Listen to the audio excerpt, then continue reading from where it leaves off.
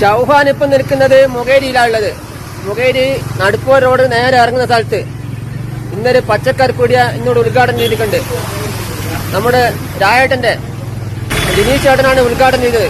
ജിനീഷ് ചേട്ടൻ മുകേരി എല്ലാവരും സപ്പോർട്ട് ചെയ്ത് രായേട്ടനെ വന്ന് സാധനങ്ങളിലുമായി രക്ഷപ്പെടുത്തുക. ഓക്കെ, ചൗഹാൻ ചൗഹാൻ.